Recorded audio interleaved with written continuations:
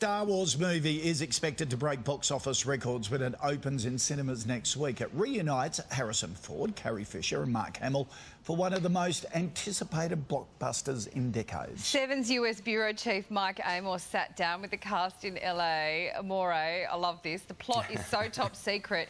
Did you manage to get any information out of them?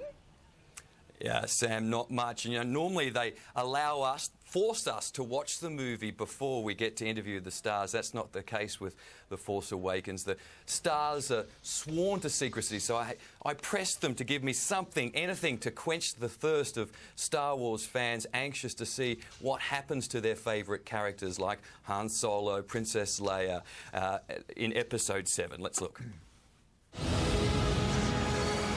There are stories about what happened. It's true. All of it. For some, Star Wars is a religion. For others, it's just a really great time at the movies. It's hard to believe it's almost here, the most highly anticipated blockbuster in years, a new chapter that reunites the original cast with a fresh set of characters. And all of them are giving away nothing, especially Harrison Ford. I was a 9-year-old in Australia when the first movie came out. Was there this much hype, this much secrecy? Well, you know, there's always been an effort to protect the story so that the audience can go into the theater and experience the story. And what's fun about going to a movie is to sit down, the lights go out, the music comes up, you've got your popcorn, and you don't know what you're going to see exactly. There's still some chemistry between your character and Princess Leia? I think chemistry is the right, an appropriate word for it. Offspring? Huh? Offspring? Child? Well, it's worth a try. Your time is running out, man. I can't tell you. Yeah. I won't speak to that. 23-year-old British actor Daisy Ridley plays Rey. Star Wars fans believe she might be Han and Leia's offspring. I take it you've seen the movie. I haven't. You've seen the movie now? I have seen it. Come on, give me something. Something. Anything. What about it? About how I feel about it? Yeah, I've got It's $100 all right. bills out there. It's all right. It's all right? It's great. It's great. I think what everyone's hoping for is there. I really think that people are going to leave and be bowled over by what they've seen and be surprised at the story. I think us, keeping it as quiet as possible is the best thing we ever could have done. It's really wonderful. Let's get this awkwardness out of the way. Who is your character's parents? Who is my character's parents? Yeah. All will be revealed in Princess 2 weeks. Princess Leia, Han Solo. Just asking. Just asking. Come on, whisper. And I'm just whisper. not answering. No?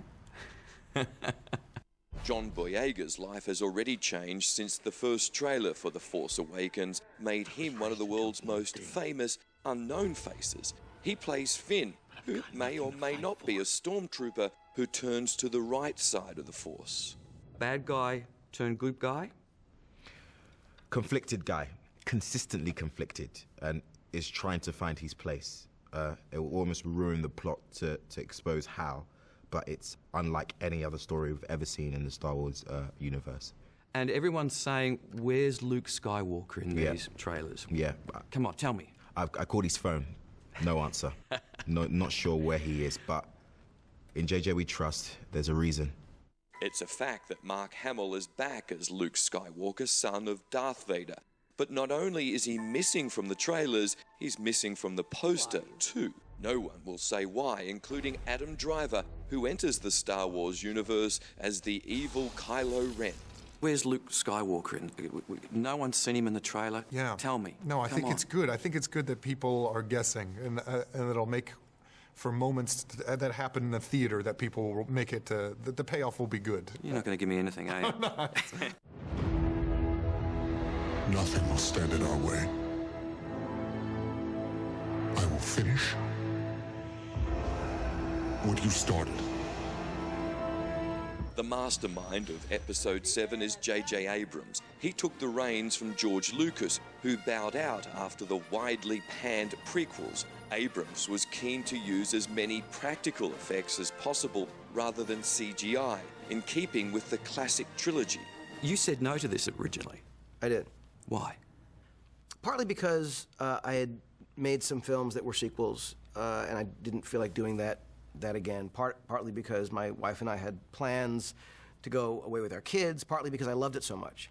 That Star Wars meant so much to me since I was 11. So the idea of getting involved in this world felt like maybe even sacrilege. But then I sat down with Kathy Kennedy, the producer, and we started talking about it, and very quickly I realized this was an amazing opportunity. What was it like to screen it for the Disney executives? I'm told you were almost physically ill. You were that nervous. It was torture, mostly because the first time I screened it, it was so incomplete. And you can't know what someone's imagining when a card comes up and says, you know, castle battle, or, you know, this is, you know, the character walks over to the table. It's like, what are they seeing? But they were remarkably kind and put me at ease immediately. A Jedi.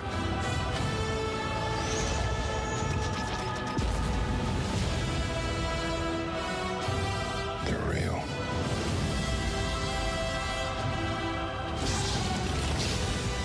The Force, it's calling to you.